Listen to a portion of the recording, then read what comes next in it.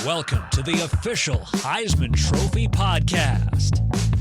Hello, Chuck Conrad with a kickoff. Roy has a strong leg, end over end. Sanders takes it 1 yard deep in the end zone. Up the middle, 5, 10, 15, 20, 25, 30, 35. He's at the 40. He's at 45, 50, 45, 40, 45, 30, 45, 20, 50, 10, 5. Touchdown, Cowboys. Just like last year, a same start. And the winner is... Here's your host, Chris Houston. Greetings, dear listeners. Welcome to the beginning of the start of yet another episode of the official Heisman Trophy podcast. Are you by chance a James Madison Duke? Well, welcome. Welcome to the rest of you college football nuts and weirdos out there as well. This is a place for you, a safe space, if you will. We're not your typical college football podcast. We're not a couple guys just kind of arguing back and forth about which offensive line is better. And if you like that kind of thing, more power to you.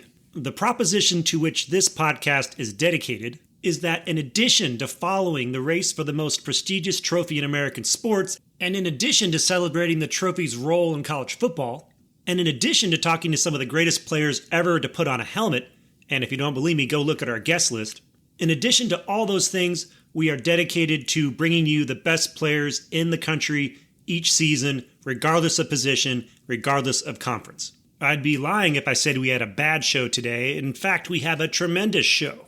If you happen to be paying attention last Saturday or happened to see the score starting to scroll across the screen, or you saw the highlights as they cut in, then you might have noticed one Alonza Barnett III of the aforementioned James Madison Dukes, and perhaps you might have noticed that he put in perhaps the best offensive performance by any player in college football thus far this year. So I talked to my producer on Saturday night and I said, Paul, we got to get this guy. So we'll talk to Mr. Barnett, and then we will have CBSSports.com legend Dennis Dodd will join us to talk about all kinds of things going on in college football, especially recent news about conference realignment and the Mountain West and Pac-12. And so he'll be coming up after Barnett. But first, a question. Who's ranking the rankers? Who's grading the graders? There's something fundamentally wrong with the way recruiting services rank and assess players out of high school. We're all familiar with the star system in every NFL draft. Representatives from these organizations like to talk about how they got it right based on the number of players who were drafted in the NFL draft. And so when a former 5-star gets drafted in the first round of the NFL draft, you often see the hashtag stars matter. Do they though?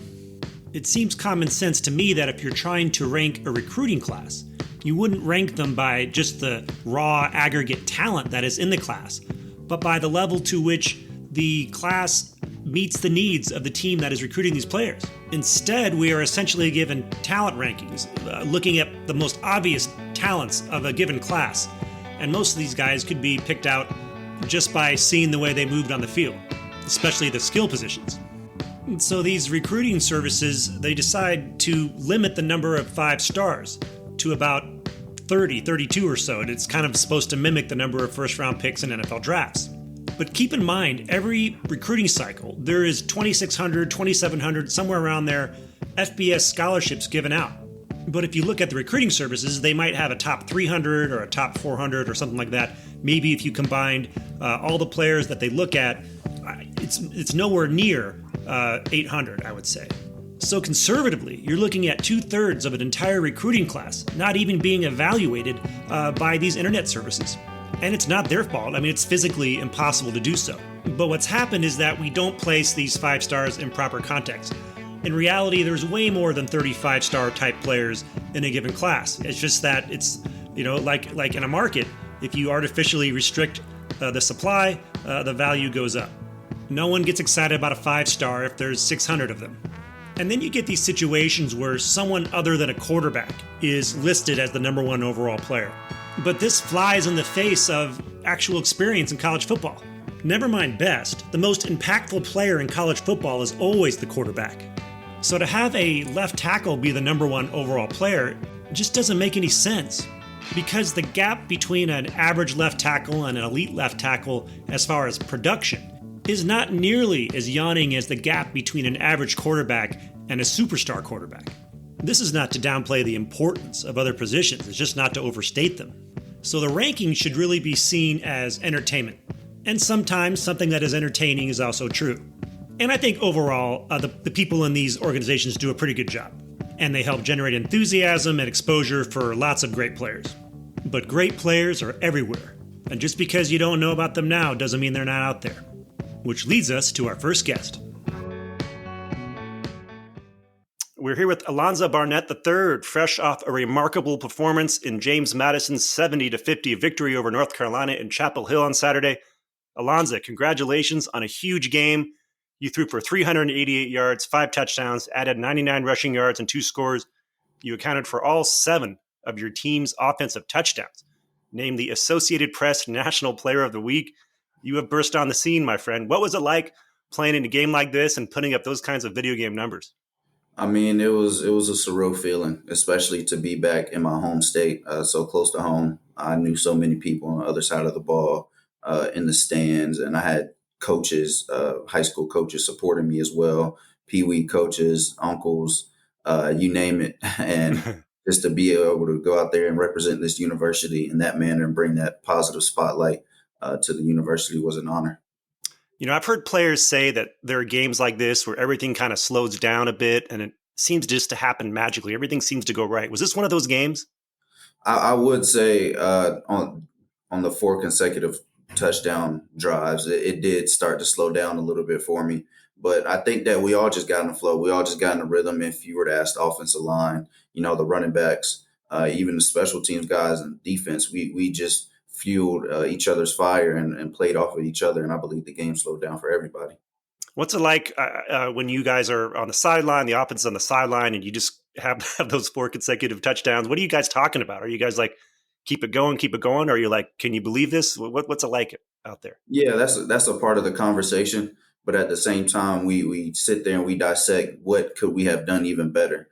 How could we have been more efficient? How could we have scored, I don't know, even quicker? And you have to find those little nuances, because just like we watch the tape, our opponents each week will watch the tape and they'll try to dissect and find little things, little flaws in our games that they can exploit. And that was a big, focal point heading into Sunday and Monday. It doesn't matter, get better. Yeah. And Coach says that every week, and we try to do that in the game as well. Looking back on the prep for this game, how much do you credit the game plan for the way this game turned out? And did you have an inkling before the game that it might kind of go something like this?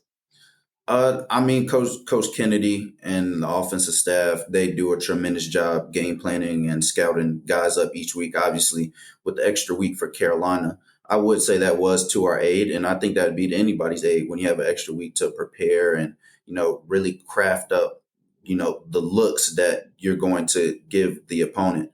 And you don't expect to put up 70 points and have a dominant win like that. But we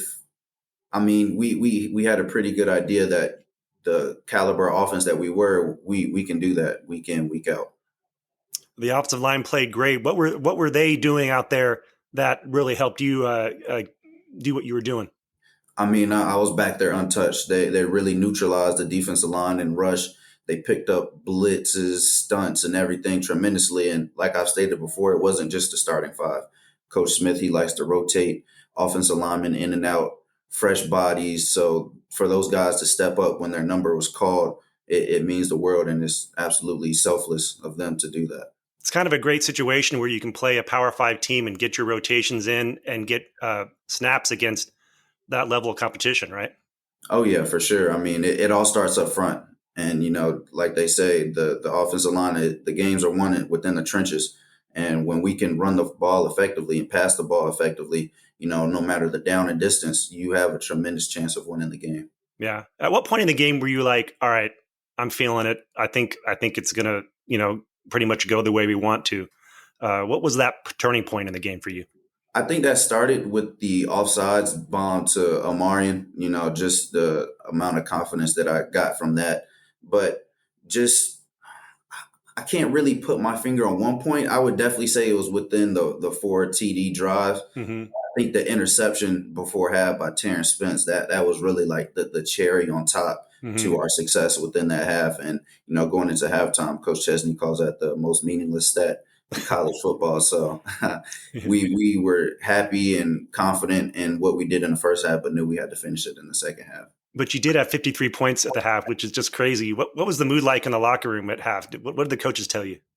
Like I said before, Coach Chesney called it the most meaningless stat in college football. And as we have seen before, especially with the Carolina defense, they were a really great and stout second half team. If you look at their stats from the previous game, I think with North Carolina Central, they held them to like 80 total yards or less, something like that in the second half. So we knew that they would make not only their in-game adjustments from drive to drive, but halftime would really be where they sat down and dissected and tried to come out and give us new looks. Yeah, this game had a little bit of everything. You guys scored on an interception return, a block punt. They scored on a block punt, I think. Was this the craziest game you've ever been involved in, whether it's high school, Pop Warner, or college?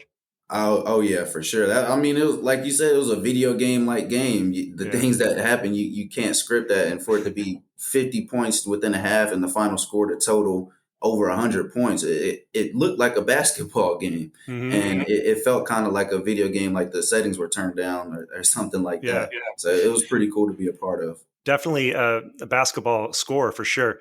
Looking at the setting on the road against an ACC team, how important is this victory for the program? And not just getting the victory, but doing it the way you did, just dominating a Power 5 team. I mean, that gives everybody the utmost confidence, going into the rest of the season. And, that was the most important game for us because it was the next game. And, mm-hmm. Ball State is the most important game for us right now because it's the next game. And, just knowing that we played at that level and we still have corrections and things that we can get better at, it is just, is great for this team, great for this program, great for this university, and we're going to continue to build off that. What was the reaction from the James Madison community, going to class today, being around students, talking about things? What were people saying? Well, I have yet to go to class. We have Mondays off now. Oh, okay. Sundays is like our work day where we, put the game to rest and we move on to Ball State. So I have a class here at 1:50 and then a class at 5. So I would assume that the buzz on campus is pretty nice, especially with this weekend being family weekend. Mm-hmm.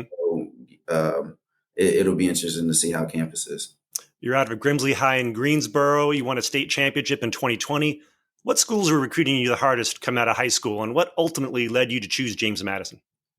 I had a number of schools that offered me and recruited me. Old Dominion was my first offer. I would say they were the ones that recruited me, They were among the ones that recruited me the hardest. James Madison, obviously. UNC Charlotte offered me.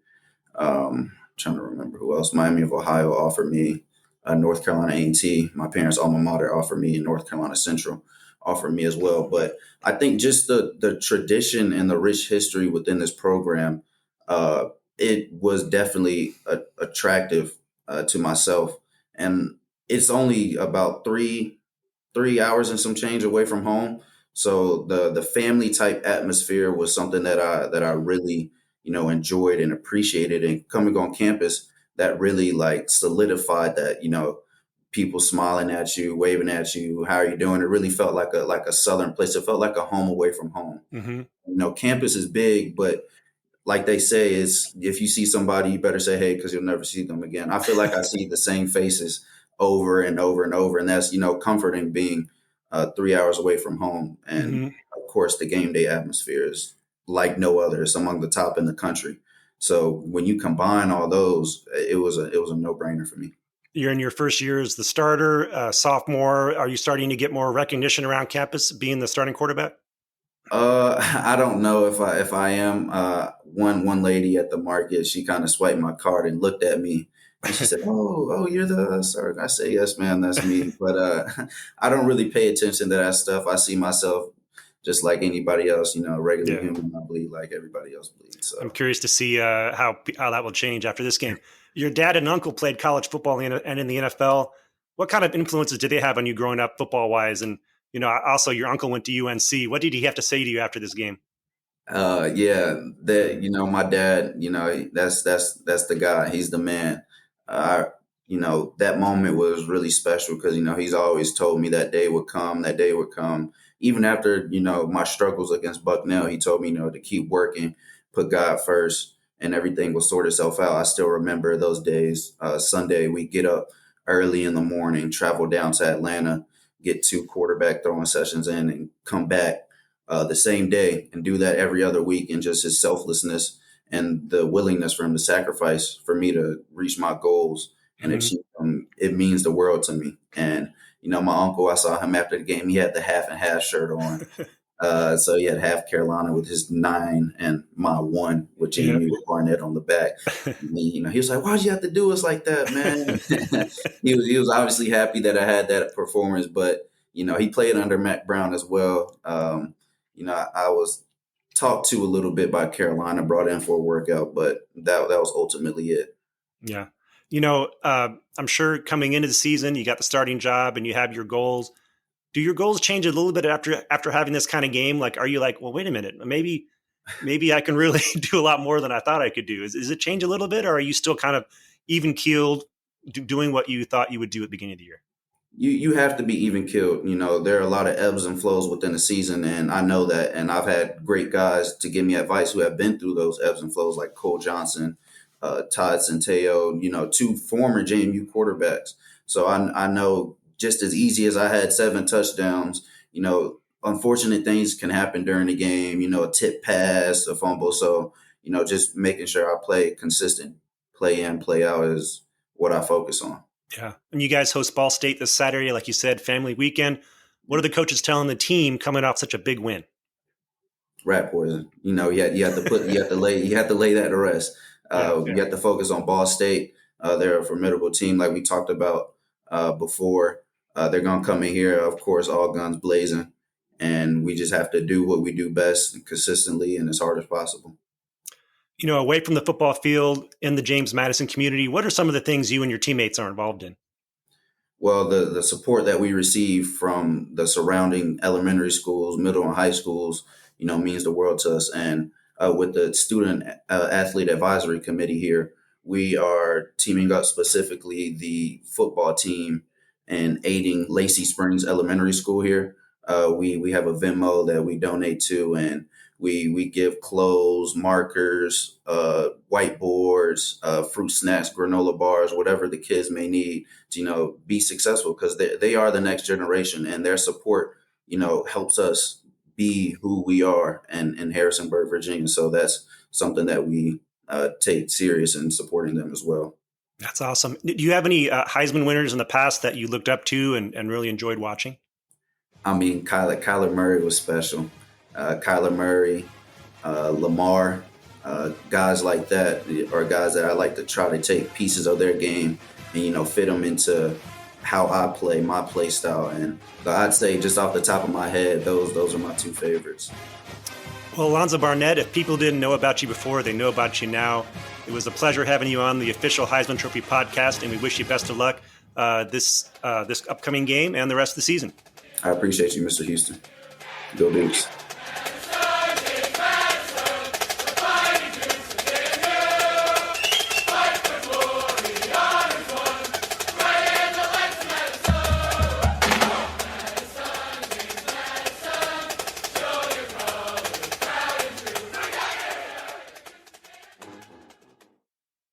This is Ricky Williams, 1998 Heisman Trophy winner, and you're listening to the official Heisman Trophy podcast. The Heisman is handed out every December, but the history of the trophy lives year-round at Heisman.com. Home to the most iconic trophy in sports, Heisman.com tells the stories of all 88 of our winners and features news, bios, and statistics on all your favorite Heisman heroes. Heisman.com also highlights our Heisman humanitarians, the many charities supported by the Heisman Trust, and so much more. Make Heisman.com your first stop for all things Heisman. All right, we are here with the great Dennis Dodd of CBSSports.com, one of the great sports writers of our era. Thanks for coming on the show, Dennis.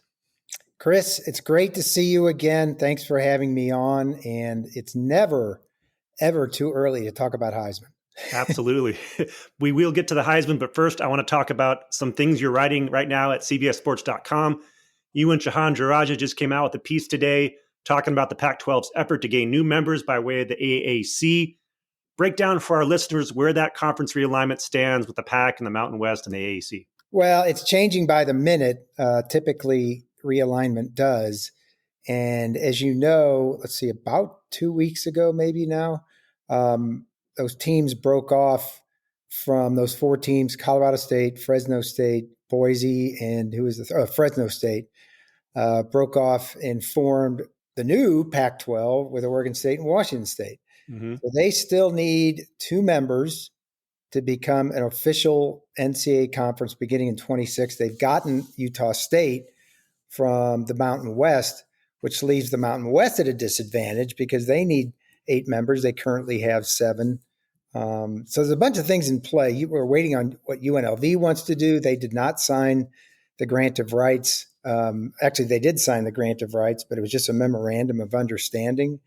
So they are in play. I believe Air Force is in play for either the Pac-12, the Mountain West, or the American, because basically service academies do well on television. And if they're the American, they'd be particularly valuable because you'd have the Commander-in-Chief's trophy under one roof. Patriotic Americans wanted to tune in. Yeah, right? Yeah. Not to be undersold on that point. So Yeah. it is very fluid. It's different because it's happening during the season.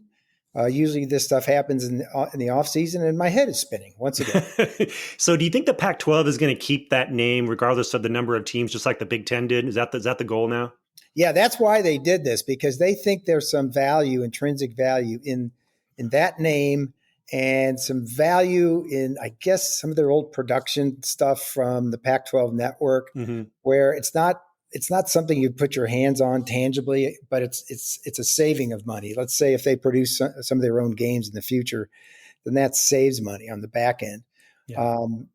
I don't think by any means this is a Power 4 or Power 5 conference. I don't think they're going to try to slip that by anyone, but they're just alive. I mean, it's, you knew something was going to happen in the Mountain West. Either they were going to assimilate and take in Oregon State or Washington State, or vice versa, that they would those two schools would pull a power play and try to get a best of the rest conference, which they have. I think I forgot San Diego State in there too. I mentioned Fresno twice, but they were really the instigator in this. I wrote a story last August of 23, that they were trying to do exactly this, to put together a best of the West, I call it, not best of the rest, taking the best from the Mountain West and merging with Oregon State and Washington State. And that's exactly what has happened now.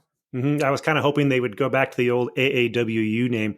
That's available right now, I think. So one question, will the Mountain West survive beyond 2026? That's a great question. And that hangs in the balance. I think they're going to try their darndest to do it. The commissioner, Gloria Nevarez, is going to hold the Pac-12's feet to the fire in terms of exit fees and penalties. And those right now are totaling $155 million. So the Pac-12, in an odd reversal here, the Pac-12 is paying this money to the Mountain West, not yet, but will pay money to the Mountain West and then they can use to keep their schools together, which is kind of odd, I guess, ironic. And again, in these sorts of things, a wise man once told me, in any of these penalties and fees are negotiable. So they end up, in general, getting about 65% of the number. It's like a bad breakup, like a bad divorce. So that's what it ends up being. Right now, I do think the Mountain West is going to continue in some form. If they're not able to keep that magic number 8 together, they have plans. There are schools that they could target. UTEP, New Mexico State. They will even have this in mind: the Montanas from the top of FCS, or the Dakotas from the top of FCS. Wow. Take it what you will. North Dakota State, South Dakota State. In any given year, obviously North Dakota State is very, very good, and so that raises another point, because I don't think the Big Two or even the Power Four are enamored with the idea of FBS getting any bigger. In other words, Kennesaw State now getting CFP money. They were the 134th team. They started this year. So I think that's going to be an issue as well down the line. Wow. Europe after World War I was less complex than all this stuff. Yes. You recently were at the Oklahoma-Tennessee game from this past weekend. The Vols came into Norman, walked away with a 25-15 victory. We're seeing the Sooners struggle on offense, fewer than 20 points in 2 of the last 3 games. Does Oklahoma now have the opposite problem it had when Lincoln Riley was the coach? Instead of a strong offense with a suspect defense, it's now flipped, and there's a program with a strong defense and very little offense? Chris, that's exactly what's happened. Brent Venables is known as a great defensive coach. We know all those years at Clemson, Kansas State, at Oklahoma. He was there as well. But he came into this season, I think Saturday proved that in a league with a lot of good quarterbacks, you might want to have a good quarterback. Well, he doesn't. The sophomore 5-star Arnold Jackson turned it over, 3 times, 1 interception, 2 fumbles, really, really bad turnovers, and led to 10 points for Tennessee, who was going to win that game anyway. They didn't need any help. They were very, very good defensively as well. But now it's a full-on, controversy, because I think I just saw today that that Brent Venables named Michael Hawkins Jr., the freshman, as the new starter. Wow! And as they say, the old adage is, if you don't have one, you have 2 quarterbacks, you don't have any. Right. And I suspect this is going to go back and forth over the season. One thought on that is, I think we've been kind of conditioned where these freshman quarterbacks don't get time to develop. Jackson Arnold in the bowl game last year against Arizona had 3 touchdown passes, but I also had 3 interceptions. And now in 5 career games, he's got 9 turnovers, 6 interceptions, 3 fumbles. That's not good by any measure. Yeah, absolutely. Can he get better? I know he can't get better by not playing, but Oklahoma can't afford to play him if he keeps doing this stuff. It's a quandary for sure. You got to see Nico Iamaleava up close. The talent is clearly there. It just jumps off the screen. Is this the big breakout year for him, or do you think he's still a year away? I think he's still a year away, just based on what I've seen so far. The first 3 games were, playing against air. They played at North Carolina State, an ACC team, but not as good as they've been. Beat Chattanooga, beat Kent State, which is not even a FBS team. They lost to St. Francis of Pennsylvania a couple of weeks ago. So that was like, you ain't played nobody. It's a team that right now their defense is going to carry them, how far they go. But as far as Nico goes, he's going to be a superstar. I mean, it's almost like when I watched him Saturday night, he hit a couple of plays, and it was almost like a gunslinger from the Old West pulling out the gun when he needs it to make that shot. And he threw a 66-yard scoring pass down the field that I hadn't seen before from him, and did not see from him previously in that game. It's like when he needs it, he has it. Yeah. And they don't need that from him right now because the defense is so strong. But I think in the future, he's going to be one of those gunslingers. And his feet give him a chance too. He's a really, really good runner. Yeah. I think 6'6" needs to get in the weight room, in my opinion, just to fill out. But when you've got a talent like that, you got to play him. He was fantastic. Reminds me of Colin Kaepernick a little bit, just with the size and the way he's able to knife, through little creases, in the defense. It's a very interesting comparison. One team that is doing very well right now is Miami of Florida. Now you look at that schedule, and it's hard to find a team that is a major threat to them going undefeated. Yeah. Although this is college football, so you never know. But let's say the Canes do go undefeated. How much respect going into the playoffs are they going to have, given the ease of that schedule? Well, I think they're a playoff team right now. When they beat Florida to start the season, we know Florida's no great shakes, but 41-17 was one of the biggest, winning margins in that rivalry, at least in the near term. And Cam Ward just throwing darts down the field. He's got weapons all over him, all over on offense. It's going to be a great race between them and Clemson. Clemson looks like the favorite right now, but look, it's going to be, you get into the top 2, you play a championship game, and that number 1 gets a shot. I think what Miami has proved along with Clemson is the ACC may be worth 2 teams this year. I mean, if they keep playing like they are. Yeah. Clemson did not look good against Georgia, but it's got steadily better the last 3 games. But I love Miami. There's a little bit of that swag. There's a little bit of throwback to the old days. But I kind of wrote that. But like we been down this road about 5 times or something. We go all the way back. In 2017, they were 10-0. And I went to a game at home. They had at home against Notre Dame. Notre Dame handled them pretty well. And they ended up 10-3, and that was that. Yeah. I'm waiting to see, if they can rebound from that. But I love Cam Ward.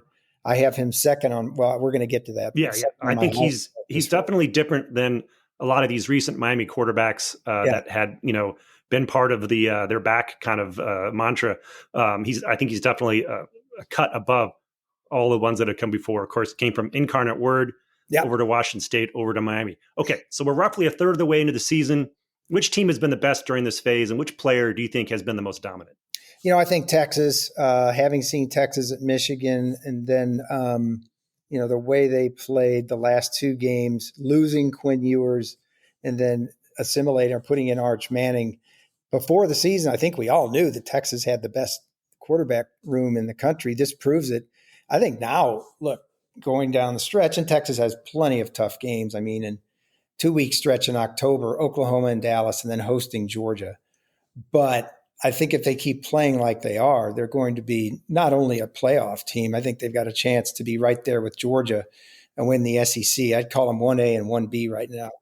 In the first four games, definitely Travis Hunter is my Heisman front runner. I can't think of another player like him in my career or lifetime because no one's played 120 snaps per game-winning tackle to cause a fumble, which he did against Baylor, interceptions, special teams. So that's my take on that. And as we head into the second third of the season, which team or teams do you think will start to gel, and which player or players do you think will start to emerge? I think the question you just asked, I think you start with the Big 12 because it's so fascinating. There's so many teams that can win it. Exactly as I thought, though. I thought like the only danger here was that they beat everybody up, and they'll get a team in. Whoever wins is going to get a shot, an automatic spot in the playoff. But I thought K-State was pretty good. They got blown out by BYU. Oklahoma State, bad offensive performance. Utah maybe the dominant team, but what about BYU? They're undefeated. Kansas has been a disappointment. But all those teams are in play if they get hot. Mm-hmm. And I think this race, that race is going to be the most exciting to watch. Sounds like in the last 2/3. Yeah. And then what player do you think is going to start to emerge that maybe hasn't emerged yet? If I had to think a player that hasn't emerged, I'd say Arch Manning. I think we've seen spots at him. I think he's eventually going to get the job. Yeah, I think he's going to hold off Quinn Ewers. Yeah. I don't know how Steve Sarkisian handles that because he's the old guy. He left the lineup as arguably the Heisman frontrunner. I think Arch Manning does so many things with his feet and arms, and maybe they'll play two quarterbacks. That usually isn't a recipe for success, especially with Arch Manning as a sophomore is going to make his mistakes. Yeah. We know that, but he's so dynamic. I think he's going to emerge as a guy that, gosh, if Texas keeps winning, a guy that maybe even gets to New York. Yeah, coaches love the shiny new toy, love to play with them. Yep. So everyone's now to think of conference play this weekend. We got Georgia, Alabama being the marquee matchup, especially given the setting. This seems like really two evenly matched teams. How do you see this one shaking out? It is. I mean, Georgia's favored, and I think the number that I saw, and I haven't looked lately, was 5. I think Alabama has a heck of a chance. Number one, it's at home. Number two, I think Jalen Milroe is a guy that, and I just visited with Kalen DeBoer, is going to be a guy that Georgia hasn't seen before. Not only designed runs to make him, a tailback on wheels, but also scramble ability. Mm-hmm. Nick Saban didn't really use him that way. Right. I think he was kind of confused about because he is so big and so tall that, like, why not? I mean, Tim Tebow made a career out of this stuff, and I'm not comparing him to Tim Tebow, but this was a guy, don't forget, Jalen Milroe, that led the country last year in yards per pass. He may be the premier downfield passer in the country. He averaged 10 yards per pass. Anything in double digits is great. Yeah. I think the defense is coming around.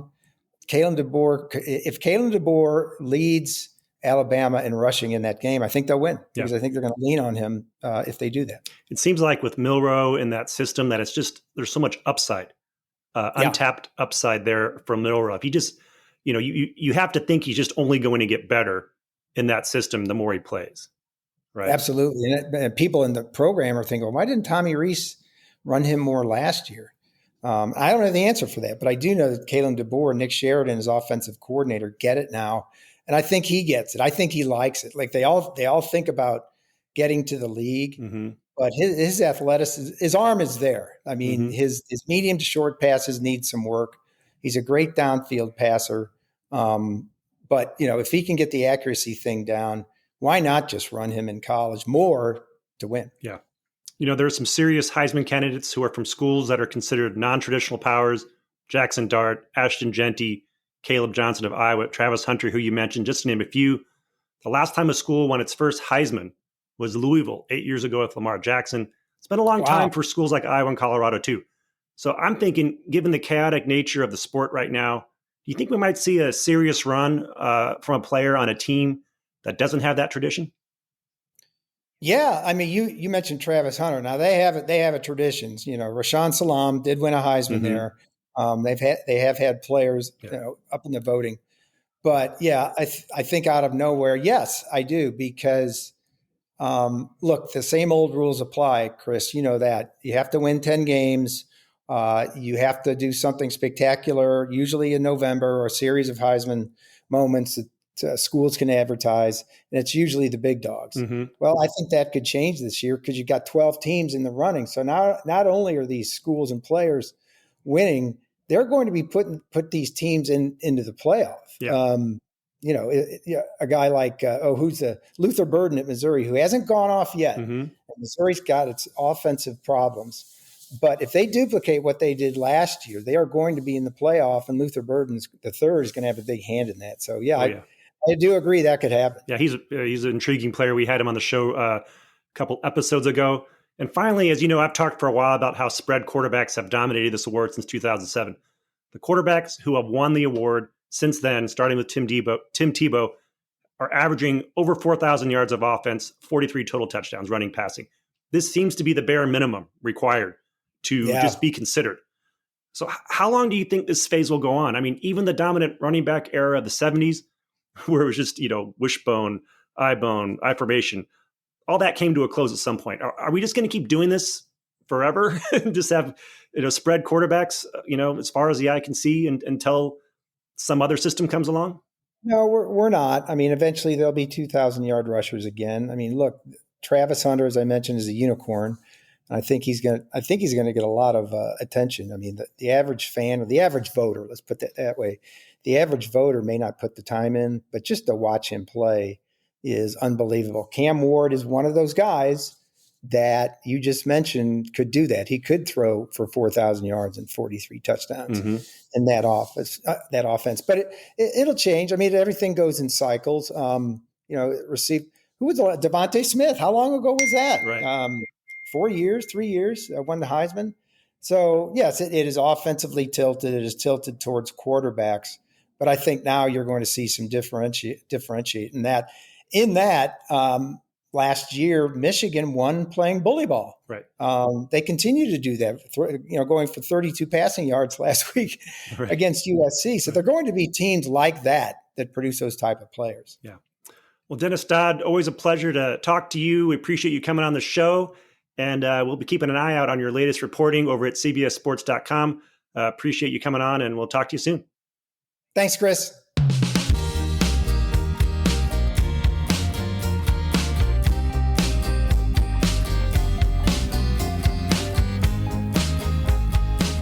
Thanks so much for tuning into this week's official Heisman Trophy podcast. If you enjoyed today's episode, please take a moment to like, review, and subscribe wherever you listen to podcasts. Your support helps us reach more listeners just like you and keeps us motivated to bring you great content each week. Don't forget to follow us on social media for updates, behind-the-scenes content, and more. Any other feedback or questions, just email us at pod@heisman.com. That's pod@heisman.com, or drop me a note on x.com @HeismanPundit. And that'll do it for this week's show. Coming on next week, Iowa running back Caleb Johnson, smashing through the A-gap. See you then. The official Heisman Trophy podcast streams every Wednesday during the college football season and is hosted, co-produced, edited, and engineered by Chris Houston. Paul Goldberg is the executive producer and editor.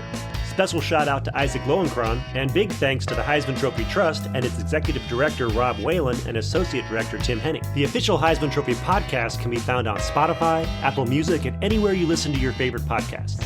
You can also find clips of our show on Facebook, Instagram, Twitter, and YouTube. Just go to @Heisman Trophy.